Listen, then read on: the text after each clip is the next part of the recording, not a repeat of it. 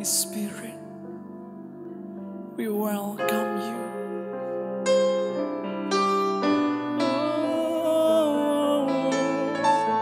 Kami sangat membutuhkan Engkau.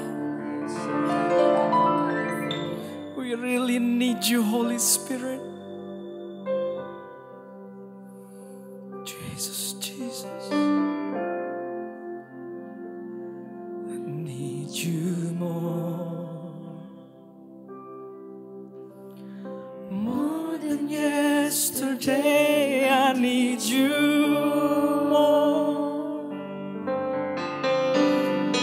more than words can say. I need you more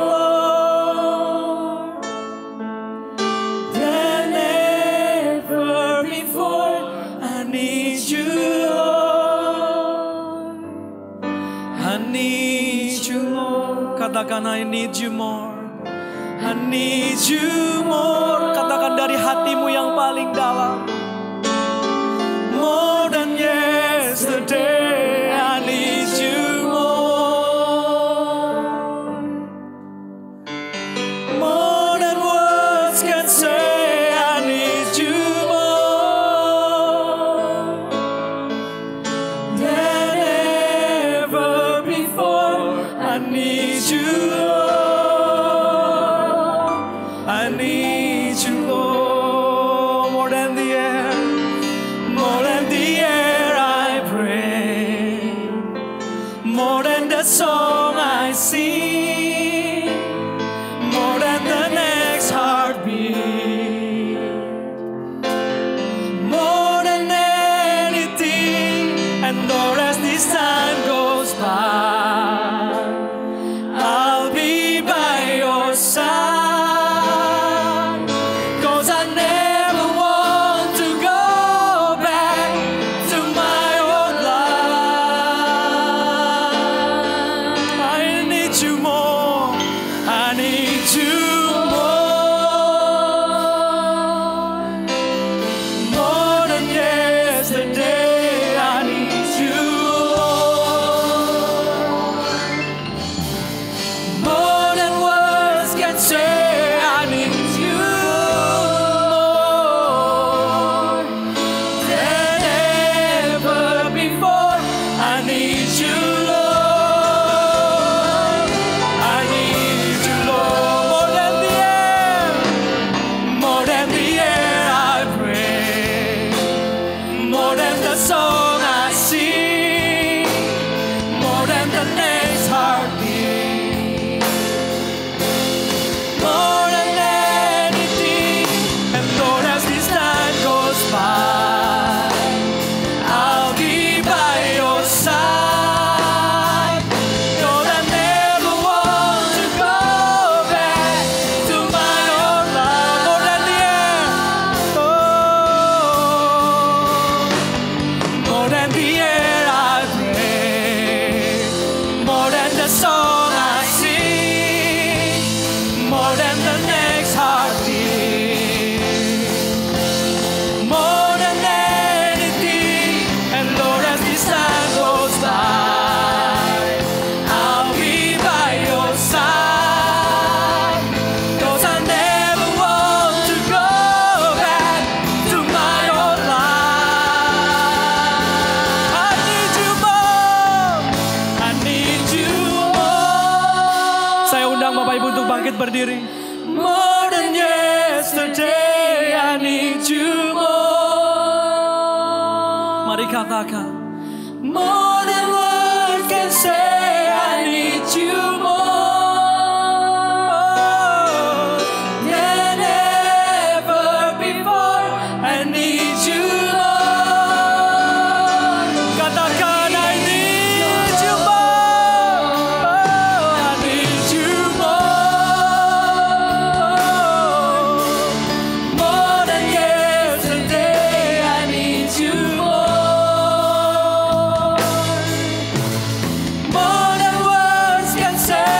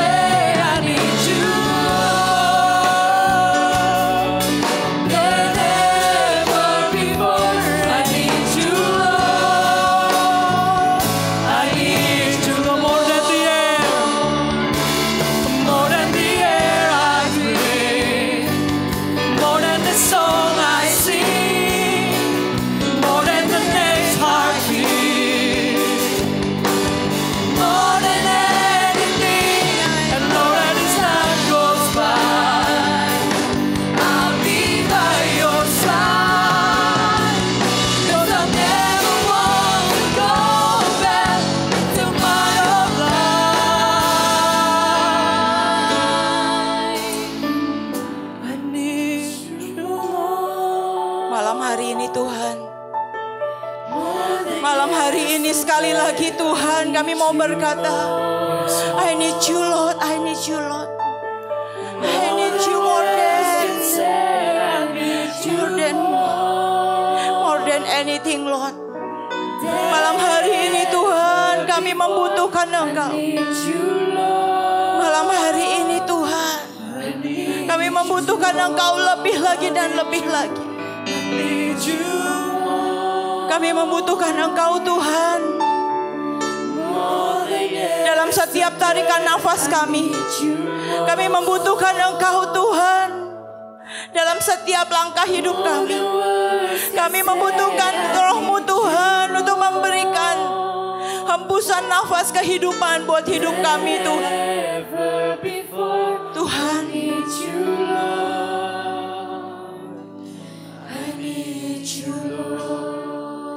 malam hari ini Tuhan, kami minta sungguh Tuhan, sekali lagi Roh-Mu melawat setiap kami Tuhan. Kami minta Tuhan Roh-Mu Tuhan, kami minta gelombang sekali lagi menerpa. Gelombang Roh-Mu Tuhan menerpa setiap hidup kami Tuhan. Gelombang Roh-Mu Tuhan masuki dengan kuat di hati kami. Menerobos seperti air kehidupan Tuhan. Memecahkan setiap kekerasan hati kami Tuhan. Memecahkan setiap ketegar tengkukan kami Tuhan. Merobek Tuhan setiap selubung yang menutupi wajah kami. Hingga kami melihat rahasia kerajaan Allah. Hingga kami sekali lagi Tuhan Kau singkapkan dan Kau singkapkan Tuhan. Yang menjadi kerinduan dan rencana-Mu. Sesungguhnya Tuhan hanya tinggal di dalam-Mu saja Tuhan. Hanya tinggal di dalam-Mu. Dan Kau tinggal di dalam kami. Itulah dasar kekuatan kami Tuhan. Malam hari ini Tuhan kami minta roh pewahyuan-Mu Engkau curahkan. Kami minta ketujuh roh Allah Tuhan memberikan penerangan. Kami minta Tuhan roh pengertian Tuhan buat setiap kami. Hingga kami menangkap Tuhan setiap firman-Mu. Hingga kami adalah orang-orang yang berjalan dengan rema. Kami berjalan Tuhan dengan kekuatan firman. Kami berjalan dengan kebenaran. Kami berjalan dalam rencana-Mu Tuhan. Yang membawa kami Tuhan keluar dari setiap Tuhan tembok-tembok yang menutupi menghalangi jalan kami. Hari ini Tuhan sekali lagi Tuhan Engkau adalah master of breakthrough. Engkau yang menghancurkan setiap palang-palang besi. Engkau yang menghancurkan setiap tembok-tembok Tuhan yang menghalangi hidup kami. Engkau yang menghancurkan Tuhan setiap Tuhan yang menutupi Tuhan. Engkau yang merobek Tuhan setiap tudung kegelapan. Engkau yang menghancurkan setiap langit tembaga. Malam hari ini Tuhan, sekali lagi kami minta berkat-Mu, anugerah-Mu yang sempurna. Terima kasih Tuhan, terima kasih. Terima kasih Tuhan. Dalam nama Yesus, dalam nama Yesus, amin. Silakan duduk Bapak Ibu.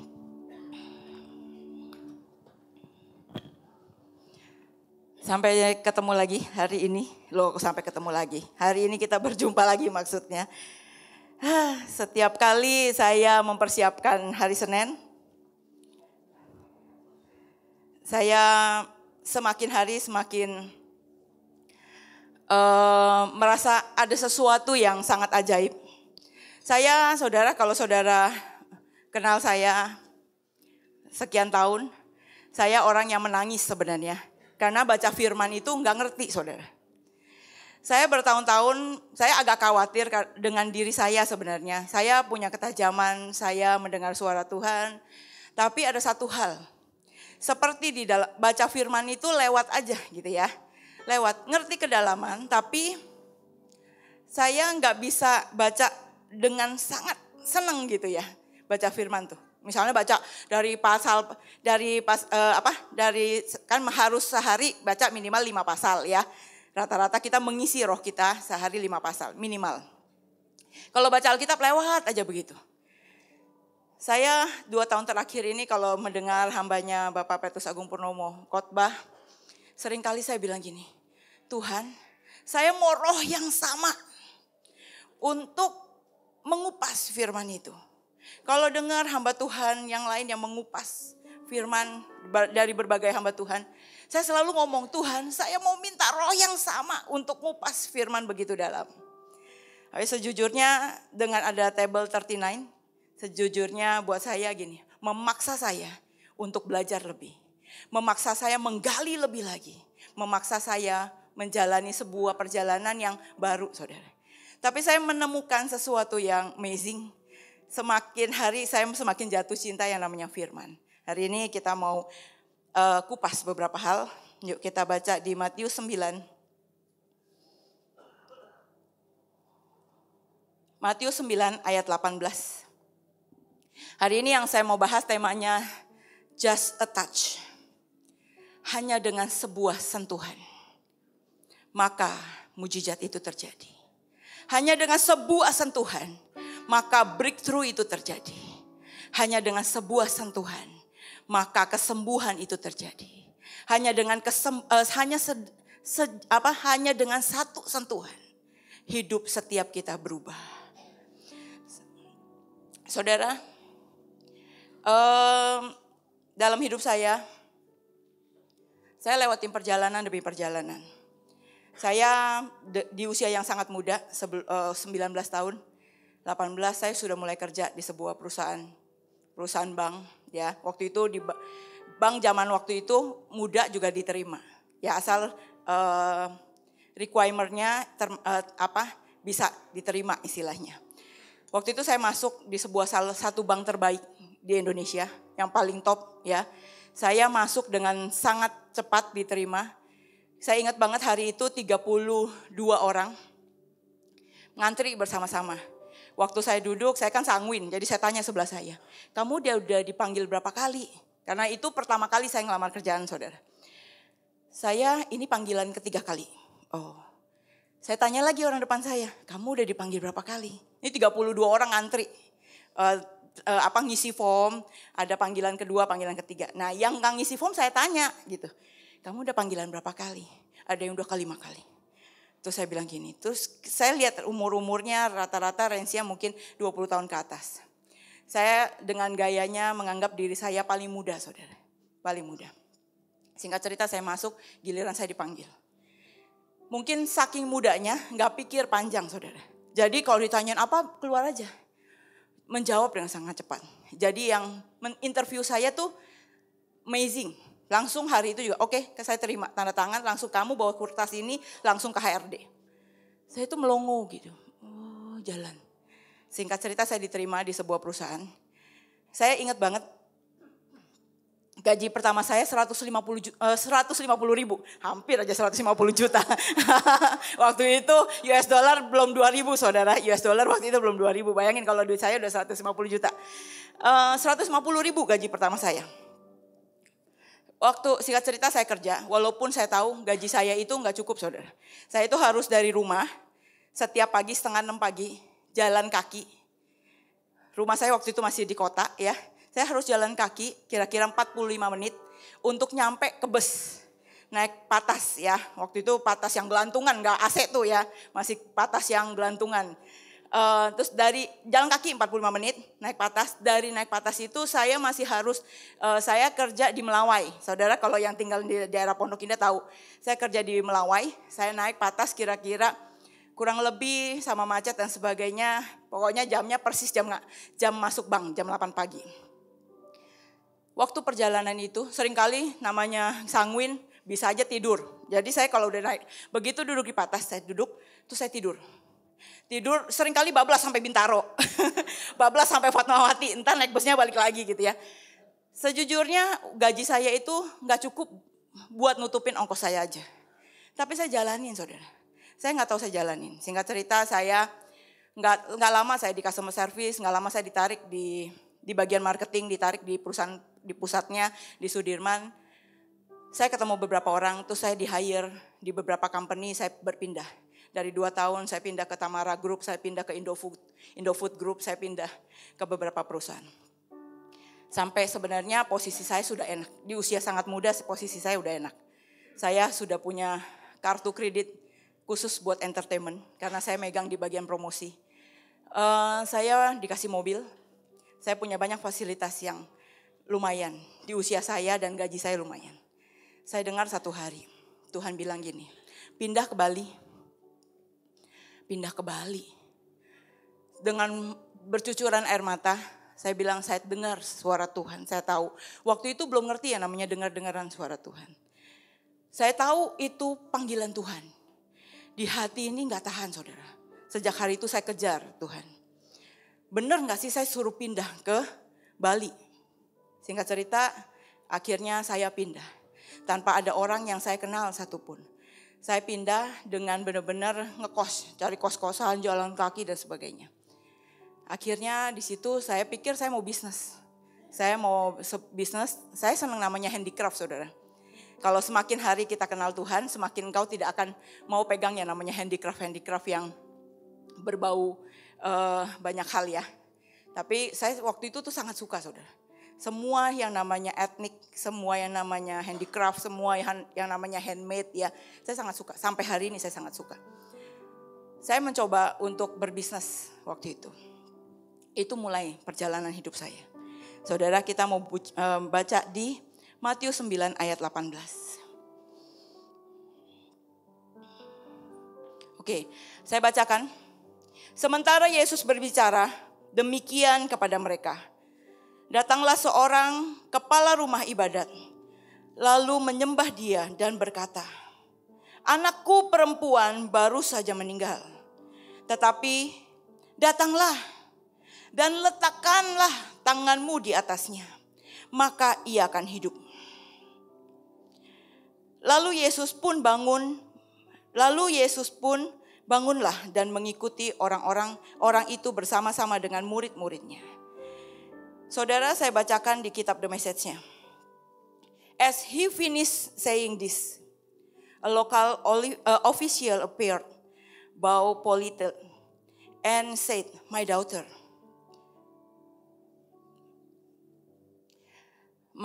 has just now died. If you come and touch her, she will live. Jesus get up and went with him, his disciple following alone. Saudara, kalau saudara kupas lebih dalam, dikatakan seorang laki-laki yang namanya Yairus. Yairus itu datang. Dia itu sebenarnya sudah yang namanya jadi kepala rumah ibadat. Kepala rumah ibadat sebenarnya orang yang dihormati, orang yang sangat ditinggikan. Waktu dia datang, dia ngomong sama Yesus, Yesus, anak gua ini sudah mati. Tapi seandainya engkau datang dan mau menyentuhnya, maka dia akan hidup. Yesus aneh yang kali ini. Yesus gak bilang gini, imanmu menyelamatkanmu. Ada kan di ayat yang di perikop-perikop yang lain Tuhan berkata apa? Imanmu menyelamatkanmu, pulanglah. Enggak. Waktu Yesus dengar, apa yang Yesus lakukan? Dia bangun. Pada saat itu Yesus itu lagi dikerumunin orang-orang saudara. Yesus itu kalau saudara baca terjemahannya, sebenarnya saya baca dari terjemahan di kitab Alkitab Jewish-nya. Lagi ngajar saudara. Lagi ngajar, dia pakai talit, dia sedang ngajar. Di kerumunan banyak orang dia sedang ngajar. Tapi laki-laki ini datang. Laki-laki ini datang. Datang dan tersungkur. Datang dan tersungkur. Dengan hati dan sejujurnya kalau baca terjemahan yang lain, nanti kita akan kupas di belakang. Dikatakan dia datang dengan tersungkur di bawah kaki Tuhan. Dia berkata, Yesus, anak perempuan saya mati. Kalau engkau mau menyentuhnya, maka dia akan hidup. Saudara, ada satu hal yang dilakukan oleh pria ini. Bukan cuma iman, saudara. Tapi sebuah kerendahan hati. Dia buang yang namanya jabatannya. Dia buang yang namanya gengsinya. Saudara kalau tahu ahli-ahli Farisi dan orang-orang Saduki dan sebagainya akan mencemooh dia. Kenapa? Karena dia kepala rumah ibadat, saudara. Akan berkata, ngapain lu percaya Yesus. Apakah dia Mesias? Tapi tidak dengan Yairus. Dia datang kepada Yesus dengan tersungkur. Dia berkata, Tuhan, anak perempuanku sudah mati. Dia datang dengan sebuah kerendahan hati dan satu lagi, bersautan dengan apa? Hati yang hancur. Kerendahan hati dan bersautan dengan hati yang hancur. Berkata, jika engkau mau menyentuh anak saya yang sudah meninggal dengan satu sentuhan, maka anak saya akan hidup. Waktu saya pelajari saudara, Yairus namanya, arti namanya adalah Jehovah enlightens. Artinya pencerahan. Artinya buat saya ada harapan. Artinya membuka selama ini yang tidak diketahui. Dalam hidup kita sekali lagi, nama itu selalu ada arti. Nama dalam hidup kita selalu ada hal yang sangat ajaib. Dan tidak ada yang kebetulan dalam hidup kita. Kalau saudara lahir dalam sebuah keluarga yang saudara anggap nggak mungkin.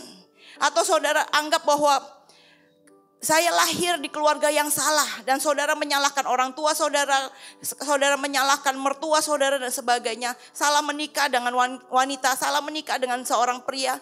Saudara salah besar. Dalam hidup kita tidak ada yang salah. Kenapa? Karena sehelai rambut pun jatuh, Tuhan tahu. Tapi seringkali ada proses saudara. Ada proses. Ada proses yang harus kita kenali. Saya katakan satu kata kuncinya. Dikatakan apa? Hati yang mau berkata, if you come and touch her, she will live. Kalau saudara dalam keadaan hari ini, bisnismu sedang habisan hari ini. Kalau saudara sedang di dalam keadaan yang sangat mentok. Saudara, sekali lagi datang di hadapan Tuhan. Bukan dengan marah saudara. Banyak orang datang dengan gini, Tuhan katanya engkau memberkati aku. Mana buktinya engkau memberkati aku? Banyak orang datang dengan berkata, Tuhan saya udah perpuluhan, saya udah kasih persembahan, saya udah kasih taburan. Mana buktinya hari ini bisnis saya tetap begini? Tuhan, saya ini sudah jadi pelayan Tuhan. Saya sudah nganterin. Sudah mengerjakan A, B, C.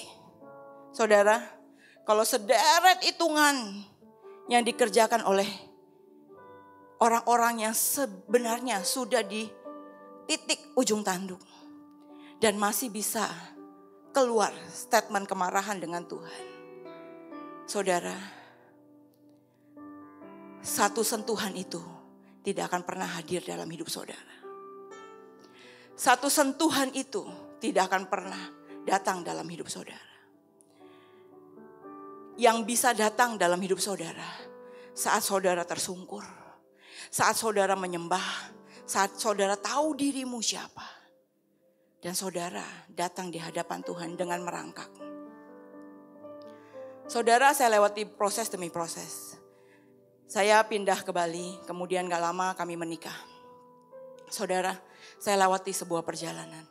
Waktu itu saya dengar Tuhan bilang untuk melayani. Zaman itu namanya pelayanan gak ada orang yang namanya kasih PK saudara. Gak ada. Saya melayani di youth, kita bikin youth dari 5 orang naik jadi 30 orang. Saya masih harus cari duit buat ngasih makan bareng. Dari youth 30 orang jadi 100 orang, lama-lama jadi 500 orang saudara. Kemudian meledakan masa itu youth kita meledak jadi 1000. Youth yang Tuhan percayakan dari 5 orang berdoa sampai akhirnya kita 1000. Sampai hari ini youthnya masih ada kalau saudara ke Denpasar. Waktu ledakan sampai 1000 Tuhan bilang pulang ke Jakarta. Waktu itu saya sudah hamil anak pertama. Saudara, kita gak punya duit. Waktu saya di Bali saya lewatin apapun. Yang namanya, bayangin ya saudara, saya dari punya kartu kredit, dari punya kartu kredit no limit, boleh entertain siapapun.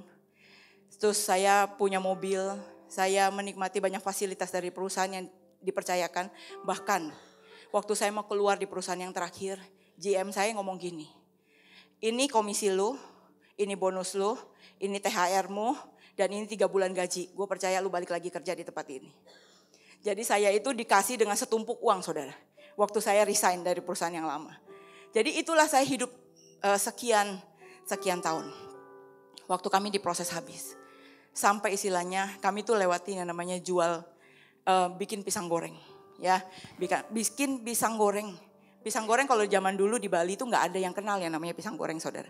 Karena orang Bali itu sebenarnya aslinya tidak makan itu. Nah, pisang goreng itu saya kenal dari background keluarga kami. Akhirnya saya ini gak bisa masak, percayalah saudara. Sampai hari ini gak bisa masak. Saya bisa ngangetin bisa, tapi kata anak saya, Mami kalau ngangetin pizza aja gosong. Jadi masak air aja sejujurnya saya masak air putih aja bisa gosong loh saudara. Percayalah. Kenapa? Sanguin kan masak terus tinggal lupa. Sampai gosong tiba-tiba udah berasap semua. Itu saya. Kalau di rumah zaman dulu kan pakai bak ya. Kalau di Bali itu ada baknya. Saya lupa buru-buru pelayanan, air di keran masih nyala. Ntar kalau sampai di rumah begitu buka, rumah saya kayak air terjun saudara. Jadi air dari lantai 2 turun ke tangga sampai banjir semua. Dari lantai 2 sampai lantai bawah semua banjir saudara. Itu saya. Saya cuma bilang Tuhan kenapa sih hidup saya ya gini ya. Akhirnya gini, saya jualan pisang goreng saudara di depan. Modal 1 kompor kecil, pakai gas kecil, terus bikin pisang goreng. Saudara, kalau orang Jakarta makan pisang goreng pakai pisang kepok bener? Ya. Saya nggak kenal yang namanya pisang raja, pisang itu nggak kenal. Saudara di sana, kalau di Bali itu, pisang kepok itu makanan burung. Bukan makanan manusia, saudara. Akhirnya saya setiap hari pergi ke pasar burung. Jadi Pak Sugi itu pergi ke pasar burung beli pisang setandan. Satu itu ya, untuk apa? Jualan pisang goreng nanti sore. Itu setandan, dipotong dan sebagainya. Orang bilang enak. Tapi kalau itu belanjanya setiap hari, tukang jualan pisangnya tanya gini, Bapak piara burung berapa banyak? Karena setiap hari beli pisang banyak banget gitu ya, buat ngasih burung berapa banyak gitu. Tapi ya kita diem-diem aja nggak berani ngomong. Kenapa? Yang dikasih makan manusia bukan burung. Jadi banyak banget. Karena pisang di sana sebenarnya bagus, kuning isinya, tapi memang bukan makanan orang Bali istilahnya. Saya lewatin yang namanya akhirnya jualan pisang, terus kita naik, akhirnya ketemu teman yang sama-sama partneran di Persekutuan Doa, mulai bikin bakery, bikin yang namanya brownies, namanya pakai oven yang masih manual, ceritanya masih norak, dari oven yang manual terus dikasih oven yang gas saudara. Pertama kali datang excited banget, wah happy, dapat oven baru. Nyalain gasnya, nyalain apinya, dus. Pak Sugi alisnya hilang separoh. Kena semburan api langsung gitu ya. Itu langsung saudara. Itu kami lewati hari-hari itu. Dari jualan brownies terima pesanan. Jadi kalau Christmas, kalau Natalan banyak yang terima pesanan. Kalau orang married terima pesanan. Bikin. Terus gak lama kita mulai naik jualan di food court. Jual apa? Jual bubur. Inilah kalau orang marketing, orang promosi turun jualan. Saudara tahu nggak yang namanya jualan bubur? Nih saya nggak bisa masak ya saudara. Saya cuma gini, ini segenggam. Saya cuma pakai hitung-hitungan di otak. Segenggam beras jadi 1 panci bubur. Saya kasih potong-potongan tahu, dikasih daun bawang, kasih bawang goreng. Ya, pokoknya wangi, kasihin kecap asin. Itulah namanya bubur Hongkong. Saya jualan. Saya jualan, laku gak? Laku tuh pakai doa. Pakai doa. Kalau gak laku masukin kulkas, keluarin lagi, panasin lagi. Itu saya lewatin. Terus sebelah saya ingat banget jualan chicken katsu. Awal-awal chicken katsu kan belum terlalu terkenal. Saya suka ngintipin tetangga sebelah bikin chicken katsu. Saya liatin prosesnya. Tapi kami lewatin saudara. Proses demi proses. Proses demi proses. Dan kami jalani itu. Saudara, seperti perjalanan Yairus, sebenarnya dia melewati proses. Dia lewati proses anaknya sakit, sampai ujungnya anaknya meninggal. Tapi seperti namanya dikatakan apa? Enlightens. Ada sesuatu yang tidak terlihat, yang tiba-tiba terbuka. Dalam hidupnya Yairus seperti itu. Waktu saya dengar cerita ini, saya pikir simple ya Tuhan. Yairus itu cuma punya hati yang merendahkan diri di hadapan-Mu dan berpaut dengan hati-Mu, dan hingga Tuhan itu tertarik. Hidup kita itu harus membuat Tuhan tertarik hingga Tuhan mau bangun dan lihat membantu kita, benar? Jangan sampai kita ngomel, kita marah padahal kita butuh Tuhan. Padahal Tuhannya melengos sama kita. Harusnya hati yang seperti Yairus membuat Tuhan bangkit dan menolong dia. Aku ikut kamu Yairus ke rumahmu. Hati yang seperti itu yang kita butuhkan. Hati yang sering kali orang berkata, Tuhan pasti datang kok nolong saya. Sebenarnya masih sombong saudara. Ada yang berkata bahwa mana Tuhan gak ada. Saya dalam perjalanan pelayanan sekian puluh tahun ini, sejujurnya saya lihat segala macam manusia sejujurnya. Ada yang banting barang, gua nggak perlu Yesus pergi. Ada saudara. Ada yang nangis datang tuh, tolongi doain saya. Ada saudara. Ada yang sampai benar-benar tersungkur di bawah kaki Tuhan setiap detik. Ada. Tapi ada yang menjual Yesus berkali-kali. Saya ketemu sama orangnya. Buat saya dia menjual Yesus berkali-kali. Udah ditolongin, bertobat, lupa sama Tuhan, balik lagi. Nanti udah ditolongin, lupa sama Tuhan, balik lagi. Kadang-kadang jualan saudara. Nama Yesus dijual, semua dijual. Saya cuman berpikir, kok ada ya? Satu hari Tuhan berkata gini, jangan menghakimi orang. Jangan bereaksi apapun dengan orang-orang yang di sekitarmu. Karena engkau tidak pernah ada di titik itu. Sejak hari itu cara melihat saya berubah. Sejak hari itu saya cuma bilang gini. Sejatuh-jatuhnya orang. Pasti dia tahu yang di dalamnya. Pasti ada alasannya. Pasti ada sesuatu. Hingga dia harus seperti itu. Itu merubah saudara. Merubah saya. Dan merubah cara saya melihat setiap orang. Saudara Yairus, dia udah menjadi seorang pemimpin rumah ibadat. Tapi dia tahu dia butuh sentuhan Tuhan Yesus. Butuh sentuhan itu. Kenapa? Dia mau seorang pemimpin, dia mau seorang yang paling kudus. Dia tahu bahwa dia bukan Allah. Dia bukan Tuhan. Dia bukan Tuhan Yesus. Dia tidak bisa membuat miracle. Yang bisa membuat miracle hatinya yang tersungkur dan berkata, please datang. Tuhan tolong. Tuhan tolongi saya. Hati yang seperti itu. Kemudian kita lihat. Waktu Tuhan cerita tentang Yairus, Tuhan berkata gini, lihat nak. Dalam satu perikop ada dua kejadian. Terlalu sama dan apa maksudnya aku? Saya lompat, masuk, saya ceritain saudara. Ceritanya Yesus bangun, ya. Ini imajinasi saya atau ini yang saya dapat pewahyuannya. Ceritanya Yesus bangun, ikut si Yairus jalan, ya kan? Terus berbondong-bondong dibilang disciples, jadi murid-muridnya ngikut nih. Yesus pergi. Oke, jadi di dalam kerumunan. Tiba-tiba di dalam kerumunan itu lagi jalan berbondong-bondong di dalam kerumunan. Saya minta slide-nya. Di dalam kerumunan ada seorang wanita pendarahan 12 tahun. Dia mencoba untuk meraih ujung jubahnya. Saudara, kalau saudara lihat di firman, saya bacakan. Di ayat yang ke-20. Pada waktu itu seorang perempuan yang sudah 12 tahun lamanya menderita pendarahan, maju mendekati Yesus dari belakang dan menjamah jubahnya. Saudara, kemudian waktu Yesus bilang, ya udah Yairus, saya ikut kamu. Ada sesuatu reaksi. Tuhan tahu nggak bakalan ketemu orang di sana? Tahu. Makanya dia nggak bilang, karena imanmu selamat silakan kamu pulang. Tidak, saudara. dia sengaja ikut Yairus di antara kerumunan murid-muridnya. Ada satu lagi wanita. Dia pendarahan 12 tahun. Dia berkata apa? Di ayat yang 21 katanya. Katanya dalam hatinya. Jadi ini perempuan ngomong di dalam hatinya. Asal ku jamah saja jubahnya, aku akan sembuh.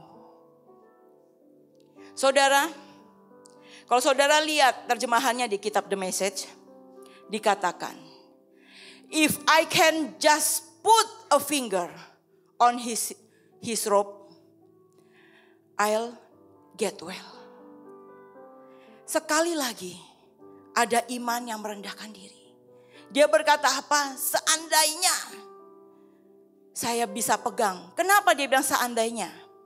Karena dia tahu di antara kerumunan begitu banyak orang, dia harus bisa nerobos sampai megang ujung jubahnya. Di antara banyaknya begitu orang, dianggapnya semua orang kudus. Kenapa? Karena mereka berbondong-bondong ikut Yesus, ikut dengerin firman Tuhan. Di antara itu, perempuan ini rasa apa? Tidak layak, saudara. Dia tidak layak. Makanya kenapa perempuan ini cuma bilang berkata, if I can just put a finger on his robe, I'll get well. Ada sebuah iman yang sangat bulat. Yang wanita itu berkata, Tuhan, seandainya aku bisa menyentuh ujung jubah-mu, maka aku akan sembuh. Saudara, banyak orang yang sudah sepertinya di titik terendah hari-hari ini. Tapi belum tentu engkau di titik terendah, saudara. Engkau mengukur dirimu di titik terendah. Sama seperti saya. Waktu saya dipanggil pulang ke Jakarta, saya dengar Tuhan ngomong sama saya. Saya masih bertahan di Bali, enggak mau pulang. Kenapa? Saya mencintai semua youth. Saya mencintai yang namanya kebaktian. Saya mencintai yang namanya pelayanan. Tuhan berkata apa? Nah, balik ke Jakarta. Waktu saya balik ke Jakarta, semua habis, saudara. Saya ingat banget saya pulang dengan duit 300.000. Dengan hamil, sudah menikah kami. Saya pulang. Saya cuma berpikir gini. Gue mau kerja apa? Gue harus ngadep papa mamaku nih bagaimana? Saya harus ngomong apa? Selama di Bali mereka gak tahu saya ngapain. Saya bisnis, saya pelayanan.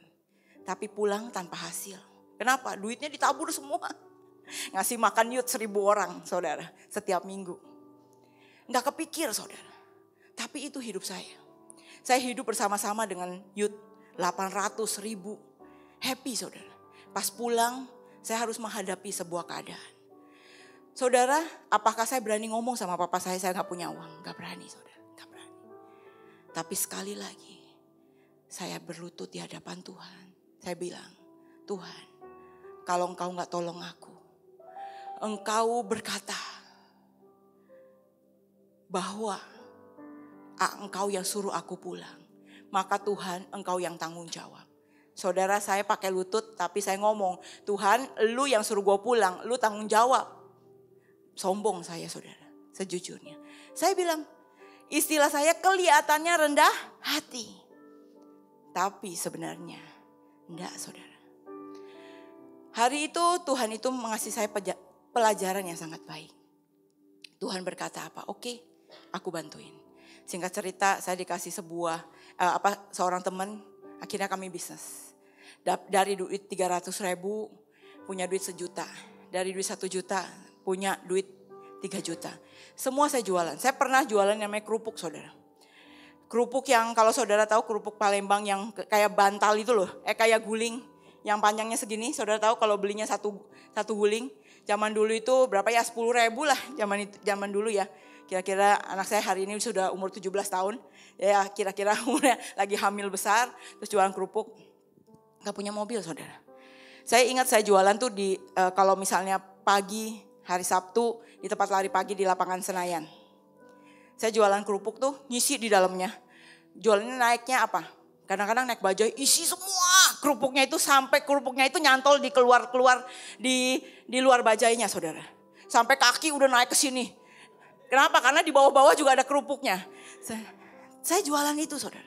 Saya jualan. Jadi dari 300 ribu, 1 juta sampai akhirnya saya punya duit 5 juta. Tapi saya lewatin saudara. Saya lewatin namanya waktu hamil umur 7 bulan. Tenteng namanya jualan spray kanan 10, kiri 10, masih naik bus, masih gelantungan tangannya gitu ya, nganter kemana? Ke Kioi Prince kalau saudara tahu, ke gedung Kioi Prince, itu saya lewatin saudara. Jalanin itu proses saudara. Proses 12 tahun seperti wanita pendarahan. Saudara kalau saudara nungan 12 tahun jadi wanita pendarahan itu 12 tahun sangat lama loh saudara. Bleeding 12 tahun itu sangat lama. Saya pernah lewatin yang namanya mium, saya lewatin yang namanya kanker rahim. Saya pernah yang namanya bleeding 6 bulan saudara. Bleedingnya maaf nih saudara, itu seperti tahu. Segenggam selebar tangan. Dan itu kalau tidur harus pakai tatakan. Tatakan yang namanya handuk saudara. Itu bleeding kalau itu keluar. Kalau gerak tidur aja kalau balik badan itu langsung zor saudara. Saya lewatin itu 6 bulan. 6 bulan aja saudara itu bisa kayak seperti orang tekanan darah rendah. Jalan goyang. Tapi saya tidak pernah cerita apapun. Diem saudara. Tapi saya mulai cari dokter. Saya cari sendiri. Saya kalau ditanya iya nih mensnya kenapa begini ya gitu. Tapi waktu saya tes lab. Begitu hasil tesnya. Saya cuma bilang gini, Tuhan. Waktu itu saya ingat banget, anak saya baru umur kira-kira 5 bulanan. Saya cuma bilang gini, Tuhan, mau seperti apa? Waktu itu usaha baru nggak berkembang banyak. Singkat cerita itu yang namanya bleeding itu menghabiskan banyak darah. Sebenarnya saya kadang-kadang pergi yang namanya cari transfusi darah. Kenapa? Karena udah kadang-kadang pusing dan blank. Saya gak pernah cerita siapapun saudara. Kadang-kadang pergi naik taksi khusus ke Palang Merah, ke PMI itu transfusi darah sendiri saudara. Saya memang orang yang menahan sebisa mungkin tidak menyusahkan orang. Saya lewatin itu 6 bulan. Bayangin perempuan ini 12 tahun saudara. Seberapa harga yang dibayar? Seberapa yang dilewati? Saudara, kalau saudara lewati proses kehidupan saudara, bisnis saudara, usaha saudara, pekerjaan saudara, suami saudara, anak-anak saudara. Mungkin 12 tahun saudara lewatin prosesnya. Mungkin 10 tahun saudara lewatin prosesnya. Mungkin saudara sedang sakit dan saudara lewatin proses yang panjang. Saudara mengerang. Saudara berteriak sama Tuhan. Tuhan mau sampai kapan saya selesai? Seandainya boleh saudara. Lewati setiap proses dengan ucapan syukur. Saya tahu tidak mudah. Tapi kalau saudara lewati sebuah proses. Proses itu akan mendewasakan saudara. Proses itu akan membuat saudara berjalan dan bertemu dengan yang ilahi. Proses itu akan membuat saudara tiba-tiba ngalami Tuhan dengan ajaib. Proses saudara akan membuat saudara berjumpa dengan I am who I am. Proses saudara akan membuat engkau menyentuh tahta hadirat Tuhan. Seringkali orang berkata, proses selesai, fine, gue pergi, gue cari Tuhan yang lain. Saya pernah berjumpa, ada salah satu teman saya SMA, saya ingat banget. Jadi proses. Dia awalnya percaya Tuhan, kemudian dia pindah, percaya yang namanya patung. Sampai satu hari udah percaya sama patung, dia cuma sekali dapat berkat dari patung itu. Sampai kemudian akhirnya saya ingat banget dia piara patung itu sekian bulan. Sampai sekian tahun. 2 tahun kemudian saya bertemu dengan sahabat saya ini. Dia datang dengan nangis lagi. Tolong dong, tolongin gue butuh utang. Terus saya saat itu juga lagi proses saudara. Jadi saya bilang gini, sorry gue bukan gak mau ngutangin lu, gue juga gak bisa gue juga gak punya duit buat ngutangin lu. Saya ngomong apa adanya. Terus dia cerita, mau gak kita sama-sama berdoa? Mau. Saudara, Saya cuma bilang gini, Tuhan, seandainya boleh berproses, izinkan dia mengerti. Satu hari akhirnya setelah kami berdoa, kami hidup bersama. Barengan temenan, mainan gitu. Main bersama, bisnis yang berbeda, dia bekerja, saya bisnis. Hidup kami mulai naik. Kami mulai punya usaha yang mulai naik dan mulai naik. Dia tetap di tempat yang sama, saudara. Tapi dia tidak pernah kembali ke Tuhan. Dia tetap menyembah patungnya. Dia datang ke tempat saya. Dia cuma bilang gini, apa sih yang membuat lu beda sama gue? Gue nyembah yang namanya Tuhan Yesus. Itu yang membuat hidup gue berubah hari ini. Terus dia bilang, Yesus lu bisa kasih gue makan gak? Tergantung. Zaman itu saya bilang, gue sih percaya. Kalau makanan jatuh dari langit, di atas meja makan kita, gue percaya banget. Tapi itu terjadi apa belum? Gue bilang belum. Tapi gue percaya hari ini hidup gue berubah. Terus dia ngomong begini sama saya. Ada satu hal sih yang lu mesti tahu. Apa? Selama ini gue ngutang ya. Kan gue kerja nih, kerja kantoran dia bilang. Kan gue kerja. Gue selama ini ngutang buat beliin makanan Tuhannya gue. Jadi lu ngutang buat beli makanan Tuhannya lu. Kalau Tuhan gua kan kasih gua makan. Kayaknya ada something wrong nih yang beda. Saya bilang gitu. Itu pembahasan simpel, saudara. Itu satu hari hal yang simpel banget. Waktu dia ngomong, kan sama-sama kita belajar. Saya bilang gini, oke deh, saya bilang. Kita lihat aja. Kalau Tuhan gua gak bisa diberakin cecek. Terus dia pikir. Dia liatin Tuhannya dia di rumahnya. Saya juga liatin gitu ya. Sejujurnya loh, Tuhan gue gak bisa diberakin cicak. Tapi maaf nih, gue gak tahu yang lu punya. Karena kenapa? Saya lihat yang dia punya diberakin cicak. Akhirnya dia bilang gini, ya sudahlah, gue pilih, gue balik deh. Katanya gitu. Simple saudara, pertobatan itu gak butuh saudara membaptis. Tapi pertobatan itu menyingkapkan yang ilahi dalam hidupnya. Saudara, untuk saudara berproses panjang atau berproses sangat sebentar, itu ditentukan oleh reaksimu. Kalau saudara memilih menyentuh ujung jubahnya, maka saudara akan sembuh sempurna. Kalau saudara datang di dalam bisnis saudara yang sedang hancur, saudara mau merangkak di kaki Tuhan dan mengakui kesalahan saudara, maka semua pencerahan itu akan datang seperti nama Yairus, enlightens. Tapi seringkali banyak orang gak ada di titik itu. Seringkali banyak orang tidak memahami titik demi titik di mana dia harus ada.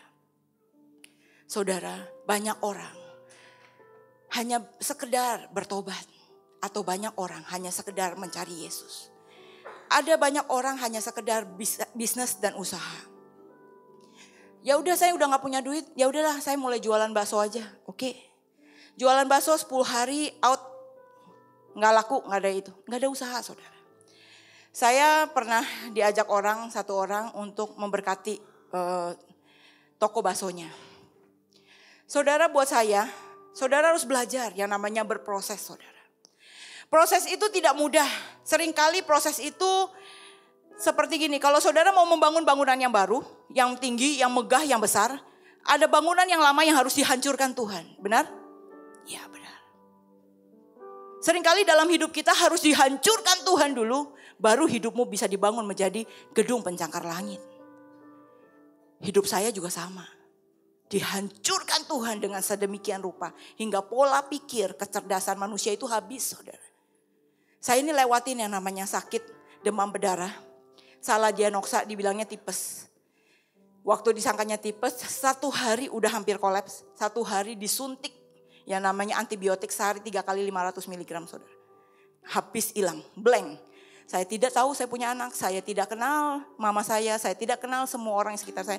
Saya cuma kenal papa saya yang setiap hari jagain saya di rumah sakit. Kenal itu aja. Tapi saya gak tahu ini wajah siapa. Habis, saudara. Saya lewatin dari orang yang menurut saya cukup cerdas. Tapi habis. Kalau saudara tahu hari ini, saya matematika aja gak hafal saudara. Gak hafal. Kali-kalian aja gak hafal saudara. Kenapa? Blank. Separuh dari hidup saya. Yang lama itu gak ingat. Hari ini saya ingat pelan-pelan. Karena ada ketemu teman-teman lama yang ceritain. Lu dulu begini, lu inget gak? Kadang-kadang saya nggak cerita background saya terakhir, tapi saya menggali yang namanya informasi saudara. Saya belajar ulang semuanya. Dari bahasa Inggris itu habis semua. Bahasa Mandarin habis semua saudara. Tinggal sisa bahasa Indonesia. Untung sisa bahasa Indonesia. Kalau nggak sisa saya nggak tahu saya mesti pakai bahasa apa saudara.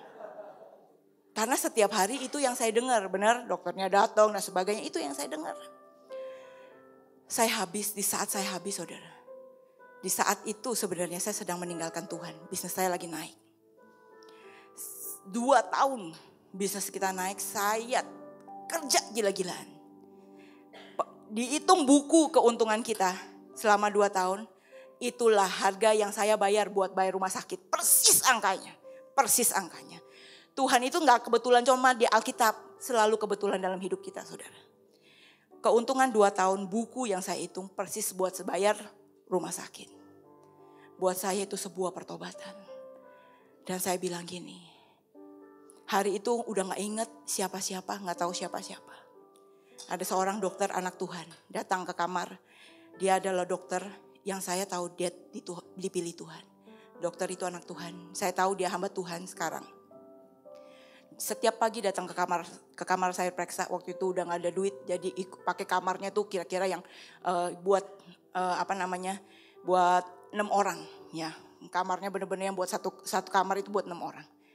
Dokternya masuk, tutup pakai hordengnya. Semua tim dokternya suruh tunggu di belakang. Dia tutup kerainya. Dia cuma pegang tangan saya. Tuhan, aku hadapkan hidup ibu ini ke dalam tangan-Mu. Hari ini hidupnya di dalam tangan-Mu. Amin. Buka kerainya, periksa. Itu setiap pagi dokter itu datang. Dalam waktu 4 hari. Tiba-tiba saya pulih. Tapi pikiran gak balik saudara. Gak balik. Ingatan gak pernah balik. Saya butuh yang namanya mengingat banyak hal itu butuh mencatat. Yang namanya kali-kalian gak hafal sampai hari ini. Itu menjadi sebuah tanda buat saya. Bahwa kamu hidup mengandalkan Tuhan. Dalam seluruh hidupmu. Dalam segenap hidupmu. Saudara seperti wanita pelacur. Wanita yang pendarahan saudara. Wanita pendarahan itu datang tersungkur. Dia datang kalau saudara lihat di gambarnya tadi. Di antara semua kerumunan dia berjuang saudara. Saudara jangan berpikir di dalam kerumunan itu gampang. Saudara kalau pernah ikut KKR. Ya KKR besar-besar. Mau pegang ujung bajunya si hamba Tuhan. Siapa yang pernah seperti itu? Gak ada yang ngaku? Angkat tangan. Gak ada yang ngaku? Saya salah satu orang yang saya udah tahu ini urapannya kencang. Saya orang nomor 1 lari. Ntar kalau di antara desek-desekan saya pegang. Seberapa yang saya dapat ujung sepatunya juga boleh gitu. Kenapa? Saya percaya gini. Urapan itu bisa menyambar hidup saya. Bukan manusianya. Tapi yang ilahi yang akan menyambar hidup saya. Wanita pendarahan ini berkata apa? Seandainya aku pegang ujung jubahnya. Tapi hatinya dalam keadaan bertobat saudara. Hatinya dalam keadaan Tuhan tolong. Seandainya aku bisa menyentuh ujung jubahnya. Aku pasti sembuh. Sekali lagi bahwa ada yang berpaut. Kerendahan hati. Dan kerelaan. Itu berpaut. Itu membuat dia menyentuh Tuhan. Yairus membuat Tuhan mengikuti Yairus kemana? Karena imannya dan karena dia tersungkur di bawah kaki Tuhan. Yairus bisa membuat Tuhan bilang, yuk gua ikut lo. Wanita pendarahan ini membuat Tuhan nengok, kita lihat.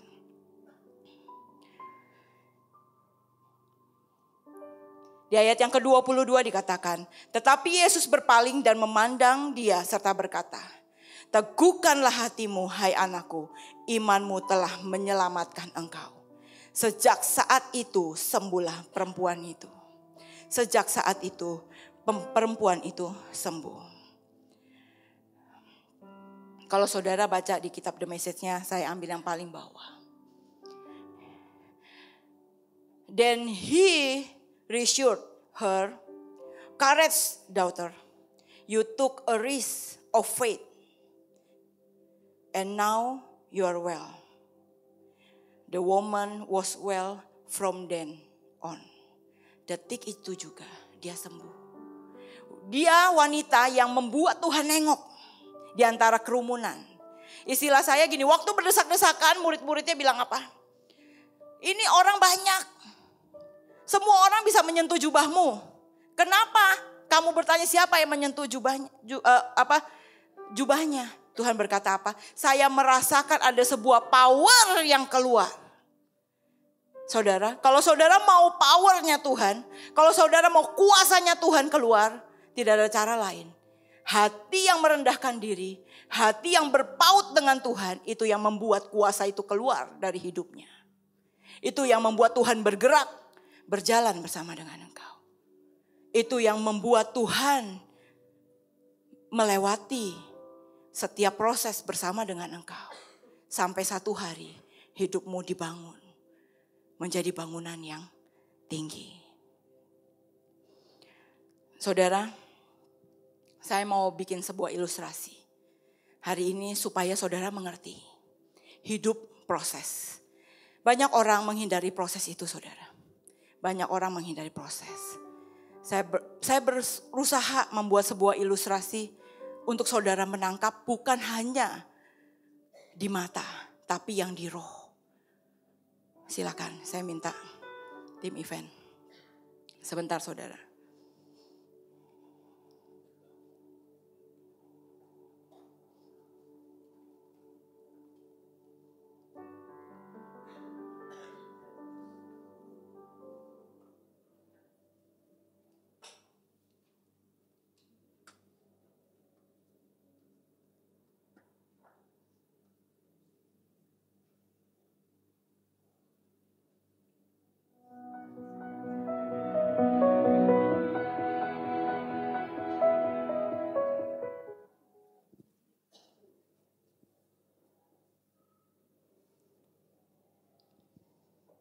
Saya bukan sulap, saudara. Percayalah, hari ini saya nggak bikin sulap. Saya mau saudara mengerti artinya sebuah proses. Hal simpel, tapi saya mau saudara mengerti artinya sebuah proses.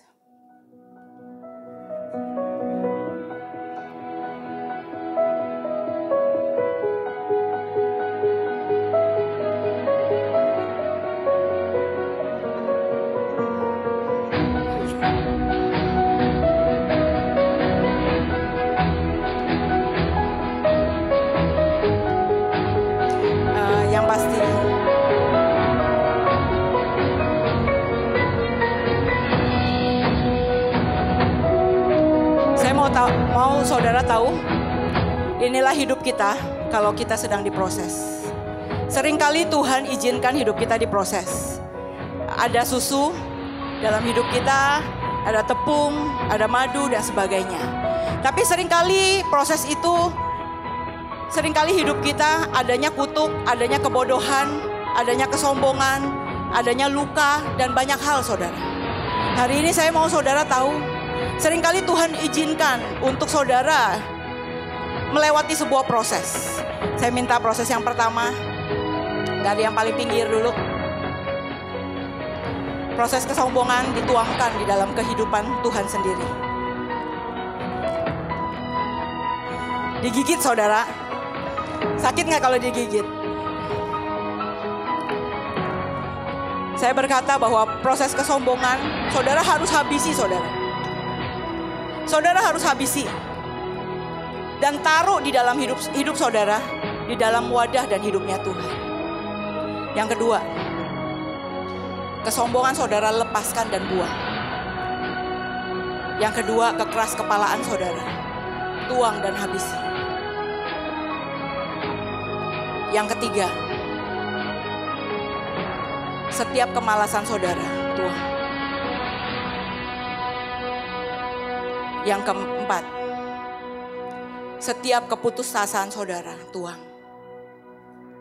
Dan buang, kosongkan wadah hidup saudara. Kalau saudara mau berproses dengan Tuhan. Yang keempat, iri hati. Gak usah semua. Buang, semua tuang habis. Sampai hidupmu menjadi wadah yang kosong. Saudara, kebodohan saudara. Yang saudara selama hari-hari saudara berpikir saudara sangat cerdas. Saudara pintar, saudara pakai hikmat manusia. Buang saudara dan tuang. Keegoisan saudara, tuang. Keegoisan saudara, tuang. Masuki di dalam wadahnya Tuhan. Izinkan Tuhan memproses hidup saudara. Izinkan Tuhan membuat sebuah perubahan dalam hidup saudara. Sebuah touch. Hanya dengan sebuah sentuhan Tuhan. Saudara, waktu saudara diproses, waktu saudara digiling Tuhan, waktu keegoisan saudara dihabisi, waktu putus asa saudara dihabisi, waktu saudara mengalami sebuah gilingan Tuhan. Saudara, ada sebuah proses yang sering kali buat kita itu tidak mengenakan. Waktu kita dihabisi oleh sahabat kita sendiri. Waktu kita sepertinya kita dimaki orang tua kita. Sepertinya kita tidak dihargai oleh banyak orang. Saudara, ini adalah sebuah proses yang tidak enak saudara. Hidup saudara diaduk-aduk. Hidup saudara sepertinya disakiti. Sehidup saudara sepertinya dipotong dan dilukai banyak hal. Tapi itu sebuah proses yang sangat luar biasa. Sebuah sentuhan saja sebenarnya cukup untuk membuat saudara berbeda. Saya mau video itu dipasang. Ini boleh diangkat. Saudara, seringkali proses hidup kita butuh waktu 12 tahun seperti wanita pendarahan. Proses 12 tahun itu tidak mudah, saya tahu. Tapi proses itu saudara mau lewati apa Anda? Kalau saudara bilang, ya udah saya udah biasa lewatin itu. Saudara, kalau belum sampai saudara masuk dalam panggangan dan siap dipotong Tuhan, saudara belum selesai dalam proses itu. Tapi saya berharap saudara datang di kaki Tuhan dan berkata, Tuhan, selesaikan proses hidup saya. Supaya saya hidup bisa dinikmati oleh banyak orang. Supaya saya bisa hidup dinikmati oleh banyak orang.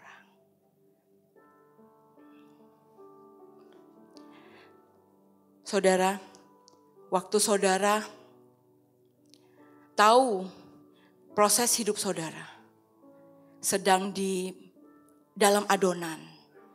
Cara berpikir saudara sedang dirubah Tuhan. Kapasitas saudara sedang dikembangkan Tuhan. Kemampuan saudara sedang ditarik. Saudara di dalam sebuah pembelajaran demi pembelajaran. Saudara, mari. Bukan bertahan. Tapi justru saudara sedang menarik hidup saudara. Untuk lebih lagi dan lebih lagi dengan Tuhan. Masuk di dalam kedalaman. Saudara belajari orang-orang sukses di atas. Bagaimana hidup mereka berubah. Bagaimana hidup mereka ngalami Tuhan dan ngalami perubahan di dalam ekonomi mereka. Ngalami breakthrough di dalam perusahaan dan rumah tangga mereka. Mungkin buat saya hari ini ngomong gampang di depan saudara. Tapi saya lewati yang namanya proses itu. Proses tidak pernah enak. Sampai rasanya waktu dipanggang. Hati ini loh saudara. Bukan cuma dihancurkan. Cara berpikir bukan cuma dihancurkan. Ketakutan yang di dalam bukan cuma dihancurkan. Tapi semuanya sampai habis semua. Tidak ada rasanya. Tapi setiap proses saudara akan lihat hasilnya. Saudara akan lihat hasilnya. Saya mau kasih lihat saudara. Hasil yang sudah dikembangkan. Silakan.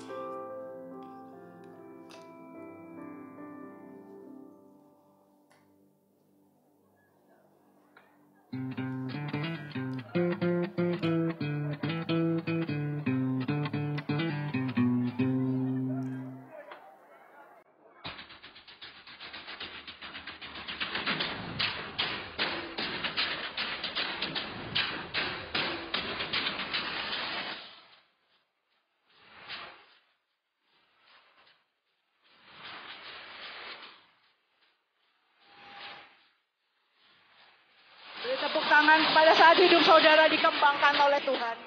Pada saat saudara jadi roti yang sudah jadi dan bisa dinikmati oleh banyak orang. Pada saat saudara sedang dipajang oleh Tuhan, hidup saudara akan berubah. Hidup saudara akan menjadi masa yang sukacita. Saudara akan mengalami masa yang ajaib. Saudara hidup jadi roti dan buat banyak orang. Menjadi berkat buat banyak orang. Terima kasih buat Youth. Arrow Youth, terima kasih. Saudara nanti pulang boleh coba nikmati rotinya. Itu produksi roti kami sendiri. Loh, malah promosi. Saudara, saya mau saudara, ayo tepuk tangan buat Tuhan, buat kemuliaan Tuhan. Saya mau saudara tepuk tangan buat diri saudara sendiri. Saya mau saudara tertawa buat diri saudara sendiri. Saya mau saudara bersorak buat diri saudara sendiri.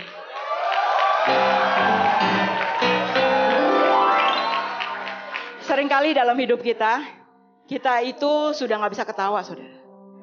Di table 39 kita udah masuk 4 sesi, ini sesi kelima benar. Tapi ada beberapa hal saudara sejujur-jujurnya saya lihat gini. Proses membuat saudara tidak bisa ketawa. Proses kehidupan saudara membuat saudara lupa artinya ketawa. Proses hidup saudara membuat saudara lupa artinya tepuk tangan. Saya berharap hari ini saudara mengerti yang namanya sebuah proses. Sebuah proses akan membuat saudara menjadi roti yang tadi. Akan ada satu hari saudara dipajang Tuhan. Hidup saudara akan dinikmati oleh banyak orang. Saudara akan menjadi berharga di mata Tuhan. Tapi saudara juga akan dikecap betapa manis dan baiknya Tuhan dalam hidup saudara dan saya. Oke, kita masuk pengajaran berikutnya. Saudara, kita belum selesai. Nanti kita sampai jam 12 baru pulang ya. Loh, malah tepuk tangan. Oke, lanjut. Saudara, ada sebuah hal yang menurut saya sangat luar biasa. Menurut saya menemukan gini ya. Kenapa sih saya sampai tanya sama Tuhan, kenapa wanita itu dalam sekejap sembuh? Dan apa yang membuat Tuhan menyentuh tangan wanita itu, anak perempuan itu sembuh? Saya menemukan ada hal yang sangat ajaib. Waktu tangan wanita pendarahan 12 tahun itu menyentuh, dikatakan ujung jubahnya. Saya pelajari ujung jubahnya itu apa. Jubah Yesus itu seperti apa, saudara?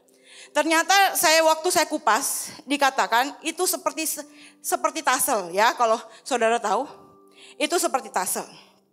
Tasel itu seperti sebuah kain panjang ya.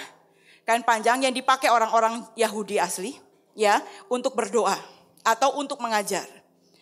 Dikatakan tasel itu, saya singkat biar cepat ya. Dikatakan tasel itu gunanya buat apa? Selendang doa dan ujungnya ada 4 sisi ujung jumbai, namanya tasel, saudara. Tasel itu fungsinya buat apa? Tasel itu ternyata dikatakan, it shall be a tassel for you to at and remember all the commandment of the Lord. Jadi tasel itu gunanya supaya saudara melihat dan saudara selalu ingat akan perintah Tuhan. Saya lompat yang di situ nggak ada di garis bawahi. Saya lompat ya. Dikatakan so that you may remember to do all my commandment. Be holy to your God. Jadi be holy to your God dikatakan. I am the Lord your God who brought you out of the land of Egypt to be your God. Sekali lagi Tuhan berkata di yang terakhir. I am the Lord your God. Waktu jubah itu dipakai Yesus, kayak selendang doa gitu, nanti ada gambarnya. Bisa dikeluarin gambarnya. Waduh, bukannya ini ya. Ntar. Ternyata saya gak masukin. Jadi kain, nanti saudara buka sendiri lah ya browsing ya. Jadi kain buat doanya Yesus, kerudung doanya Yesus istilah saya yang putih yang ada garis stripnya biru ya. Saudara, itu tuh robe, itu jubahnya. Tapi yang disebut tassel itu di ujung-ujungnya saudara. Ujung-ujungnya. Nah dikatakan kalau ujung-ujungnya itu sebenarnya artinya adalah untuk selalu melihat tassel itu, engkau akan selalu mengingat bahwa aku adalah Tuhanmu yang membawa engkau keluar dari tanah Mesir dan menuju ke Kanaan. Itu pengertiannya tassel itu. Saudara, waktu saya pelajari lebih detail lagi saudara, arti dari tassel ini. Saya pelajari, saya gali. Saya sampai khusus ke toko buku Dudaim ya. Kalau saudara, saya bukannya jualan, tapi saya khusus ke sana saking penasaran nyari yang namanya selendangnya orang Jewish aslinya. Saya ke toko itu, khusus ke sana. Saudara di sana tolong buka.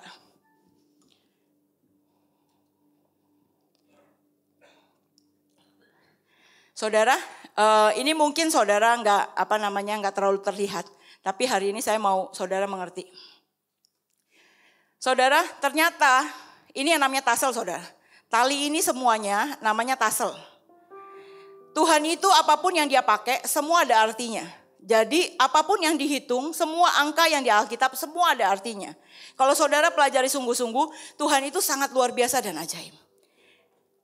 Ini yang namanya tassel, saudara. Saudara lihat ya, setiap tassel itu ada yang namanya pilinan, ya. Ini dipilin saudara. Kalau orang Israel yang bikinnya, setiap pilinan ini nih, setiap ikatan yang dipilin gitu ya. Saudara, pilinan ini nih ada doanya saudara. Kalau orang Israel yang buatnya, orang Jewish. Satu kali pilin ada doanya, satu kali pilin ada doanya, satu kali pilin ada doanya. Nah, dan setiap tingkatan pilinan itu ada jumlahnya saudara. Misalnya ini ya, pilinan ini. Yang pertama dari kain ini ya, pilinan pertama itu 7 kali pilin. Pilinan kedua ini 8 kali pilin. Pilinan ketiga ini 11 kali pilin. Pilinan yang keempat ini 13 kali pilin. Terus saya tanya sama Tuhan. Artinya apa? Saya mulai kejar. Terus saudara kalau lihat ini yang namanya ikatan ya, ikatan. Ini saya lingkarin nih. Saya lingkarin ini ya. Ini ikatannya. Ikatannya ada namanya knot. Ini juga ada artinya ternyata saudara. Ntar kita sama-sama belajar ya. Saya mau saudara mengerti. Kenapa wanita itu sembuh. Dan apa yang membuat dia sembuh. Ya, ini semua saya pelajari dan kita lihat. Saudara, saya ini hitung. Yuk saya minta rangkumannya. Bukan rangkuman, satunya lagi. Saya dapat sebuah perikop. Sorry, yang sebelumnya. Iya. Ini terlalu kecil. Saya tahu, saya mencoba untuk membesarkannya. Saudara, dikatakan di sini adalah numbering ya. Tadi yang 7 kali pilinan, 8 kali pilinan, 11 kali pilinan dan 13 kali pilinan. Ya, itu kalau di total angkanya 39. Ya. 39 itu artinya one God ya. Ada artinya, nanti artinya ya saudara. Bentar. Mana nih? Nih, artinya saudara ini. The Lord is one. Ayatnya di sini. Semua ada hitungannya. Kenapa dia pilin 7 kali, 8 kali, 11 kali, dan 13 kali. Ternyata angka 39 artinya the Lord is one. Tuhan, engkau adalah satu-satunya Tuhan. Dan itu adalah sebuah pengakuan bahwa engkau adalah satu-satunya Tuhan Allah yang hidup, yang aku sembah dan yang aku percaya. Itu dari pilihan saudara. Tapi ada yang lebih ajaib lagi ya. Saudara, ternyata dari tassel itu saudara, itu ada yang hitungannya secara numeriknya itu punya value. Tapi numeriknya dari saya nggak mempelajari yang namanya penulisannya Hebrew ya. Ditulis di sini value-nya 600 saudara. Ada value-nya 600. Kalau saudara lihat tadi, balik ke angkanya. Balik ke gambar yang tadi. Ini yang namanya notes ya. Notes itu jumlahnya berapa? 5 ya. 8 ini nih saudara. 8 ini tuh tassel ini. Tali ini namanya tassel ya. Tali ini jumlahnya 8 ya. Kalau saudara hitung ya. Ini semua namanya sit-sit saudara. Yang namanya tassel dan ini namanya sit-sit. Ya, kalau saudara hitung 8 ini ditambah 5 ikatan. Jadi 8 ini dibikin 5 simpul. Ya, kalau saudara ikatan simpul ini punya arti saudara. Jadi 8 tambah 5 sama dengan 13. Dan tali ini punya value namanya punya value, dikatakan value-nya 600. Dasarnya dari mana? Dasar value dari firman Alkitab itu. Namanya jumlah totalnya 600. Total keseluruhannya 613. Buka di lembaran yang berikutnya. Saudara, saya buat summary-nya supaya saudara menangkap ini ya. Putaran tali tassel ada 4 tahap. 7 kali, 8 kali putaran, 11 kali putaran, 13 kali putaran. Ini sebenarnya tanda tambah nih, bukan minus ya. 7 tambah 8 tambah 11 tambah 13 sama dengan 39. 39 artinya the Lord is one. The Lord is one artinya Yahweh, oke? Yang berikutnya, kata sit-sit atau tassel ya, punya value numerik dari Alkitab numerik bahasa Hebrew itu punya value 600. Setiap tassel mempunyai 8 rumbai, oke? 8 tali. Kemudian dia punya 5 simpul. Totalnya 613, oke? Angka 613 apa? Itu adalah number of mitzvot yang namanya commandment atau perintah. Adanya di kitab Torah. Kitab Torah itu adalah kitab Taurat. Kitab Taurat itu yang dibuat sama Musa. Kitab Taurat itu ada di dalam kitab Kejadian, Keluaran, Bilangan dan Ulangan dan Imamat. Saudara, kitab Taurat itu menyatakan apa? Kitab Taurat itu sebenarnya menyatakan seluruh perintah Tuhan, ya dan amin. Itu yang membuat sebenarnya waktu wanita itu menyentuh ujung jumbainya, dia tidak megang kainnya. Yang dipegang adalah tasselnya. Waktu dia pegang, coba saya minta gambarnya. Bukan yang itu. Ya. Saking berdesak-desakannya dia pegang apa? Ujung jumbainya. Yang dipegang hanya ujung jumbainya. Tapi ternyata ujung jumbainya punya arti yang sangat dalam. Dengan dia sentuh ujung jumbainya sebenarnya yang berpaut adalah kerendahan hati, iman, dan pengharapan. Waktu dia sentuh itu dia mau berkata, Yesus Tuhan. Yang aku sembah, engkau satu-satunya Tuhan yang aku percaya. Engkau adalah Yahweh yang aku sembah dan yang aku percaya. Dan hari ini juga aku sembuh. Saudara, ada hal dalam hidup kita yang selalu terlalu kebetulan. Ada hal yang dalam hidup kita seringkali kita tepis, kita anggap ini bukan hal dari Tuhan. Tapi ternyata hari itu adalah sebuah pernyataan dari Tuhan. Proses mungkin panjang saudara. Tapi proses selalu membuat engkau berubah, bertumbuh, berkembang. Satu hari engkau akan Tuhan pakai. Waktu saya diproses Tuhan sangat luar biasa. Saya pernah diomongin orang. Sangat banyak ratusan orang. Dikatain orang. Penipu dan sebagainya. Tuhan cuma berkata, diam.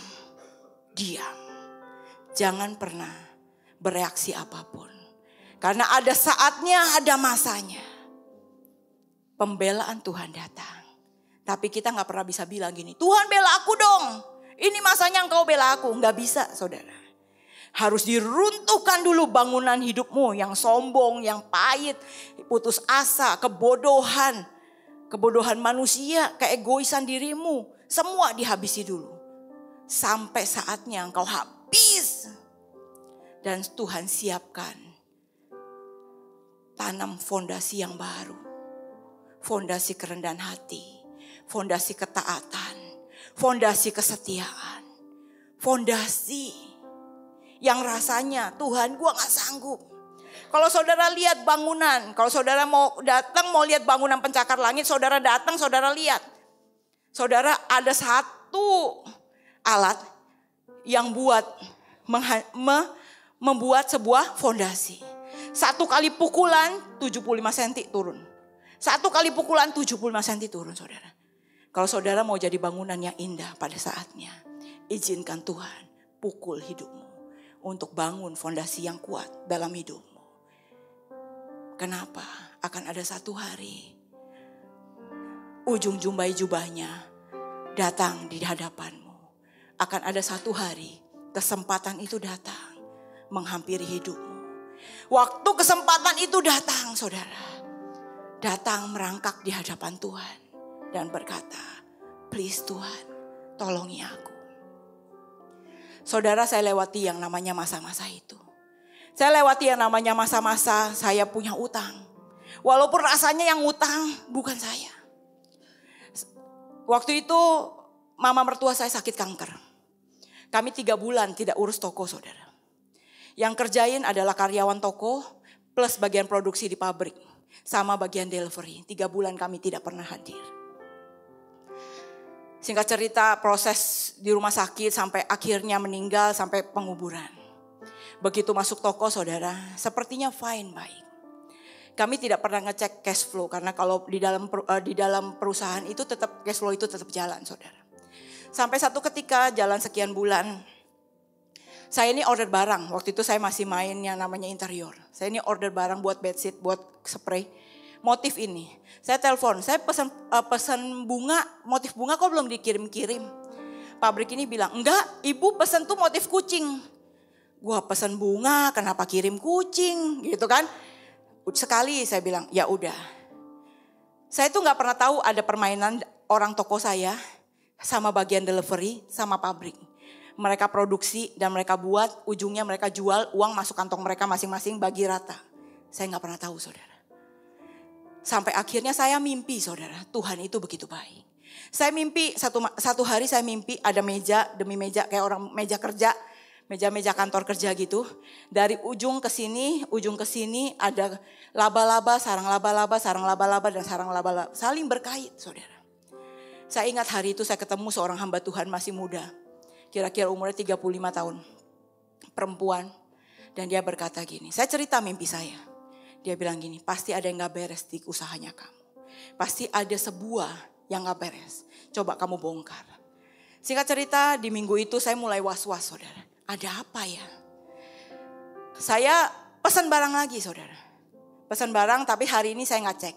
Tapi orang pabrik yang lain lagi telepon saya. Ci, motif gambar bunga rambatnya sudah kita kirim ya. Udah terima belum?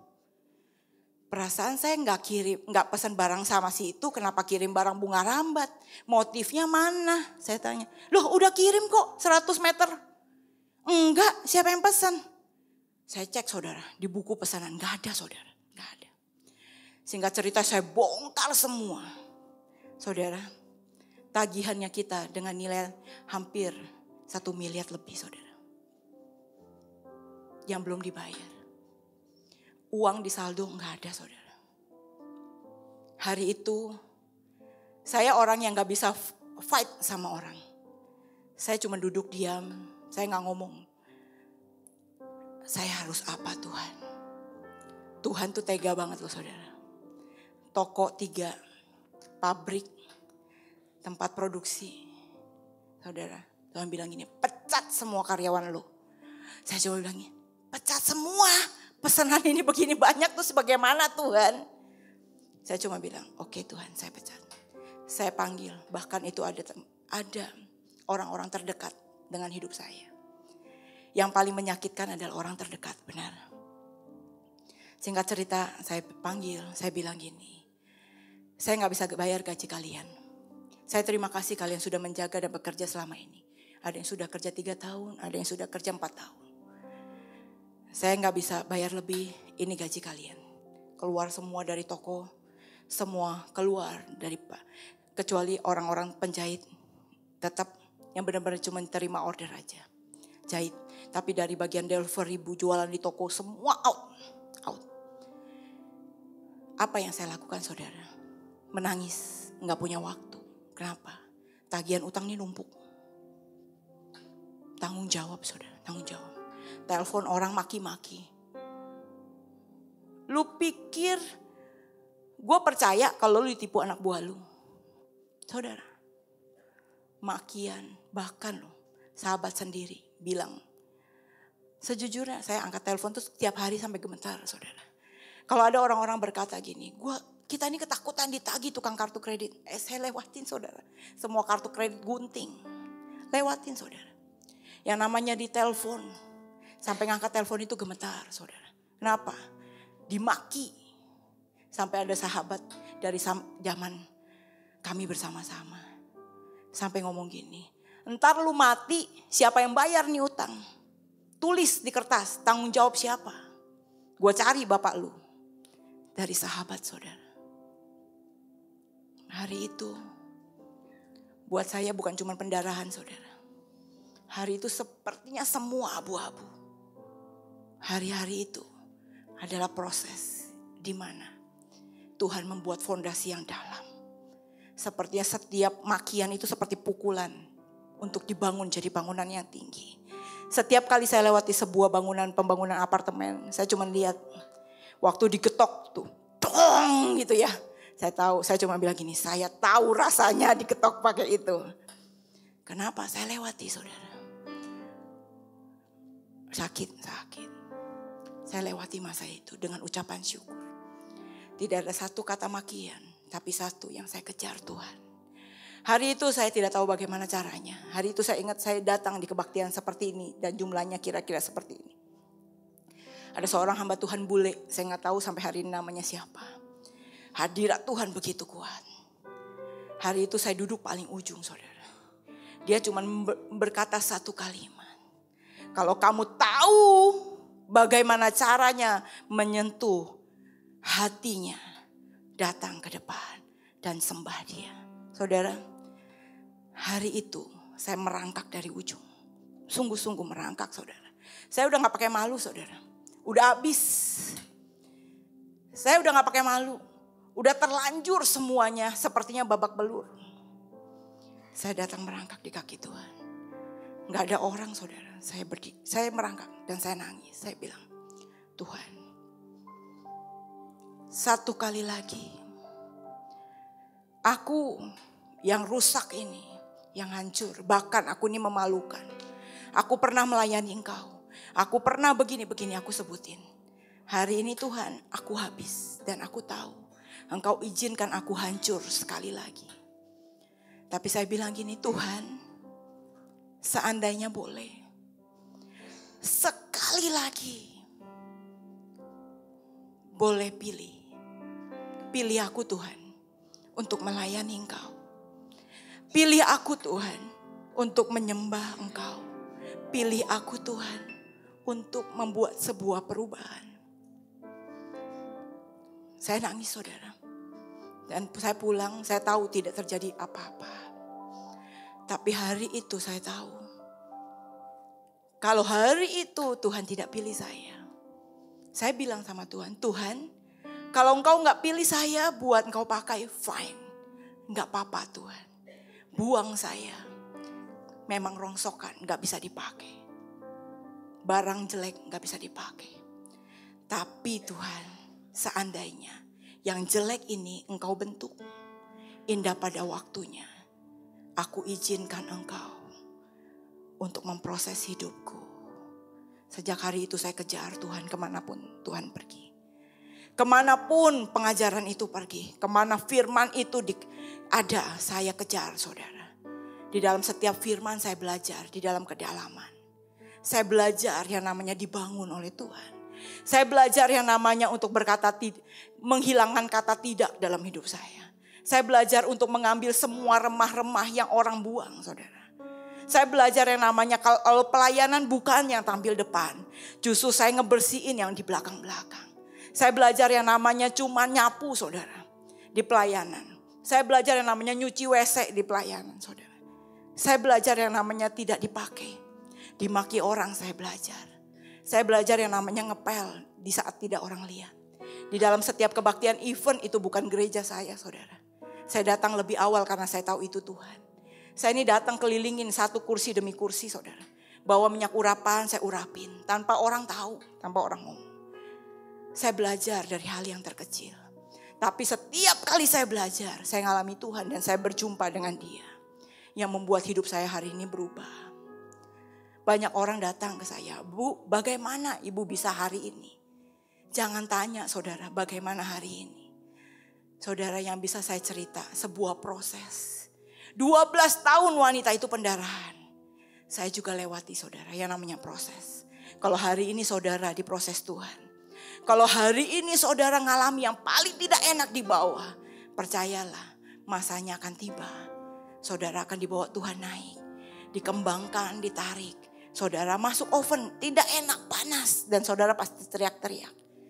Tapi waktu dikeluarkan saudara dari oven itu, wanginya harum. Akan ada wangi yang harum dalam hidupmu. Akan ada dupa yang wangi di hadapan Tuhan. Ada persembahan yang harum dari hidupmu yang dipecahkan. Ada sesuatu yang berbeda dari orang lain.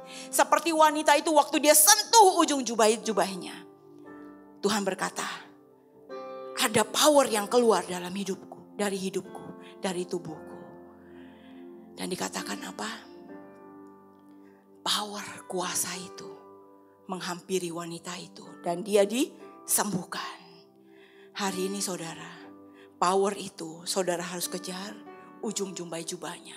Dengan engkau merendahkan diri. Engkau menaruh hidup saudara.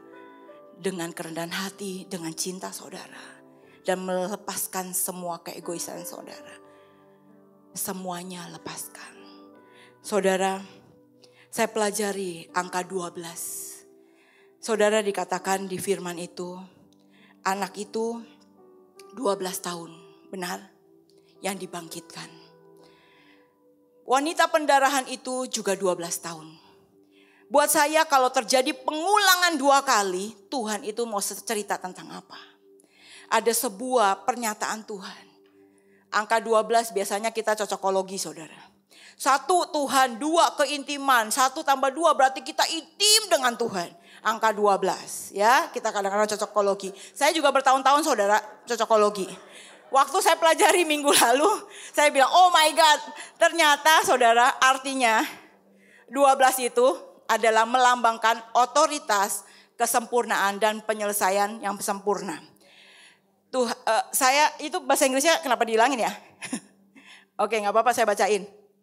Ya, dikatakan gini, the symbol of perfection and completion. Jadi angka 12 itu simbolnya apa? Perfection, ya. Dan simbol dari complete, completion. Jadi semuanya itu komplit dan perfect, sempurna.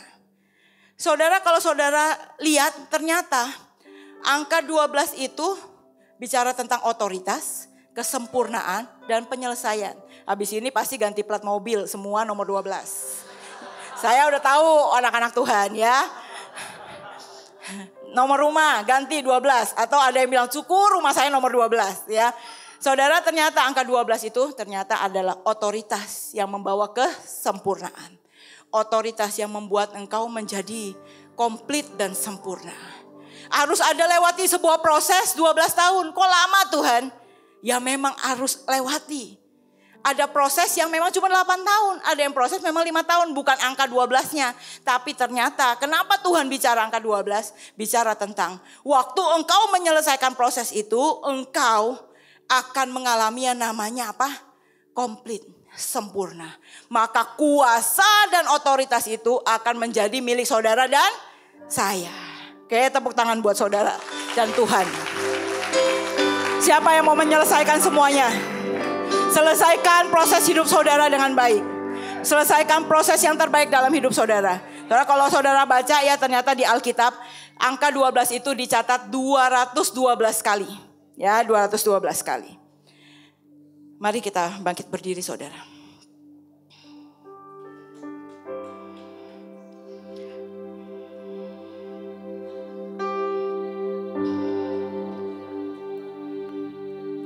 Saya teruskan sedikit sambil saudara berdiri. Saya mau saudara tahu.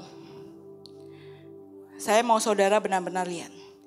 Di ayat 23 dikatakan, ketika Yesus tiba di rumah kepala rumah ibadat itu dan melihat peniup-peniup seruling dan orang-orang banyak yang ribut, berkatalah ia, pergi.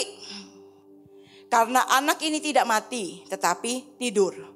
Tetapi mereka menertawakan dia.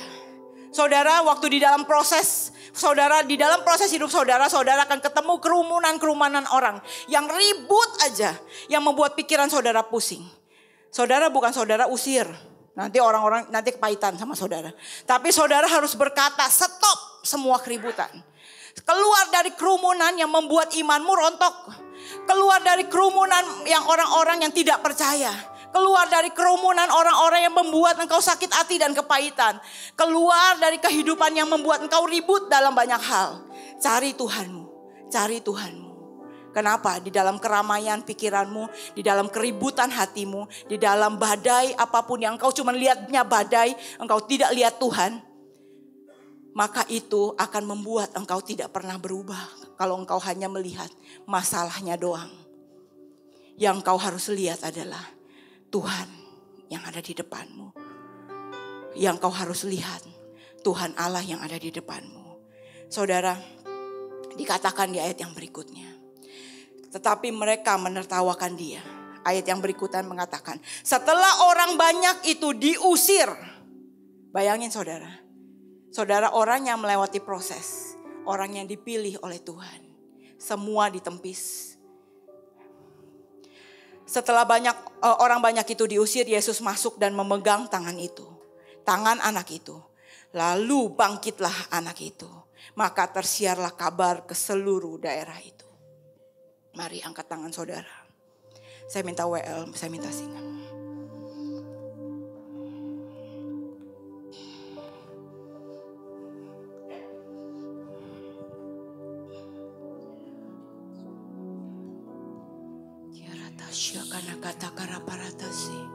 Malam hari ini Tuhan,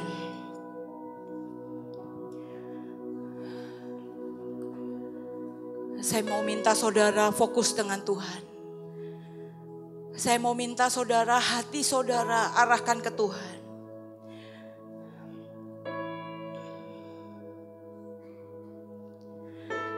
Ngomong dengan Tuhan, mau dari hatimu yang terdalam, atau dari kata-kata saudara. Atau saudara mau angkat tangan, saudara mau berlutut, saudara mau lakukan apa? Saudara, hari ini malam ini adalah menjadi bagian saudara dengan Tuhan. Jangan peduli orang sekitar saudara. Malam hari ini bagian saudara dengan Tuhan.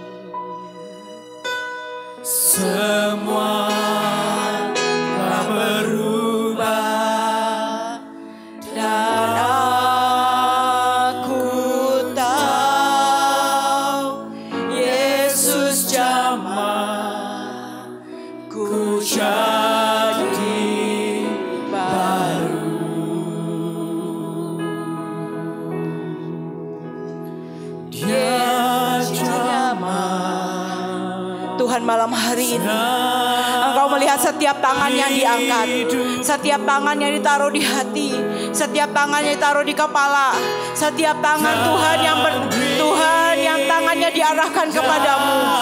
Tuhan, malam hari ini Engkau lihat Tuhan setiap hati yang berbicara dengan Engkau.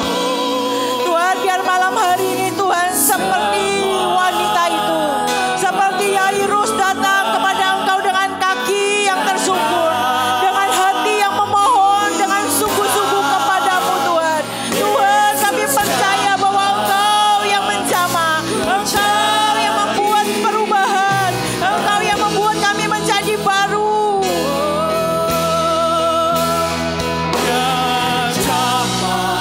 Ya Rapa Rata Syiakana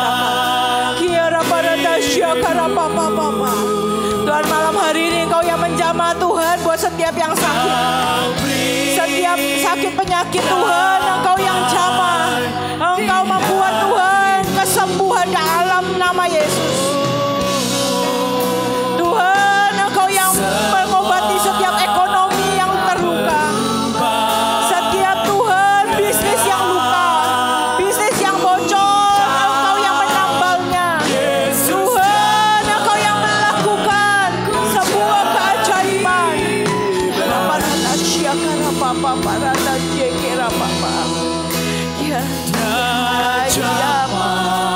Mari jamah Tuhan, jamah setiap perusahaan yang sedang anak-anak-Mu kendalikan dan kerjakan Tuhan.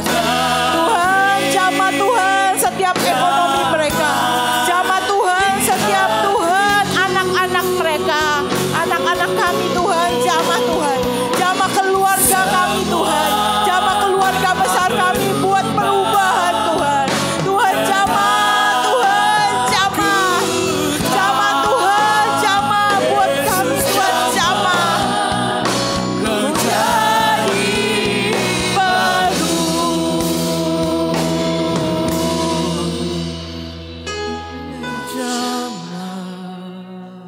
Malam hari ini Tuhan, pada saat kami pulang, roh Tuhan, 7 roh Allah ini Tuhan, yang Kau sudah curahkan malam hari ini, bukan hanya menghampiri hidup kami Tuhan, tapi roh-Mu Tuhan menguasai hidup kami dan seluruh hidup kami Tuhan. Membuat perubahan, membuat keajaiban, membuat mujizat, membuat breakthrough, membuat Tuhan kami percaya satu kali sentuhan membuat sebuah perubahan. Just a touch Lord, just a touch. Malam hari ini Tuhan, terima kasih untuk setiap rahasia kerajaan Allah yang Kau singkapkan buat setiap kami. Bahwa Engkau Tuhan, You are the Lord, the Yahweh, the Jehovah yang kami sembah. Engkau satu-satunya Tuhan Allah kami yang kami sembah. Engkau satu-satunya Tuhan Allah kami yang kami sembah Tuhan. Engkau yang membuat perubahan. Malam hari ini Tuhan, kami minta sungguh 7 roh Allah menguasai hidup kami. Saat kami pulang Tuhan, Roh-Mu mengikuti setiap langkah hidup kami. Membuat terang seperti kata Yairus, seperti nama Yairus. Enlightens. Ada pencerahan, ada perubahan, ada terang buat setiap jalan kami Tuhan. Malam hari ini Tuhan, kami pulang bersama dengan Engkau. Kami pulang dengan sebuah pencerahan bahwa Engkau Tuhan yang akan membuat sebuah perubahan yang ajaib. Kami percaya Tuhan, kami percaya. Malam hari ini Tuhan Kau curahkan setiap berkat-Mu. Tuhan sepanjang minggu ini Tuhan Kau curahkan berkat. Tuhan kami minta Tuhan God favor turun atas hidup hamba-hamba-Mu Tuhan, jemaat-Mu Tuhan. Kami berdoa Tuhan berkat anugerah Tuhan yang sempurna. Engkaulah Tuhan yang selalu menyinari wajah-Mu Tuhan kepada hidup kami Tuhan. Engkau yang menaruh Tuhan setiap benih iman dalam hidup kami. Maka setiap benih iman kami bertumbuh, berkembang dan menjadi pohon yang berbuah-buah lebat. Tuhan hari ini Tuhan kami terima semua berkat anugerah yang sempurna. Kami terima semua yang terbaik. Dan kami percaya sepanjang minggu ini kami akan berjumpa dengan divine connection. Tuhan kami akan berjumpa dengan keilahian-Mu. Kami akan berjumpa dengan mujizat demi mujizat. Kami akan bersentuhan dengan ujung jumbai jubah-Mu. Sepanjang minggu ini, bahkan sepanjang bulan ini, bahkan sepanjang tahun ini, bahkan sepanjang selamanya sampai kedatangan-Mu yang kedua kali. Bahwa kami tetap ada di dalam jalur yang Tuhan tetapkan. Terima kasih Tuhan, terima kasih buat malam hari. Di dalam nama Yesus Kristus kami berdoa dan mengucap syukur. Amin, amin.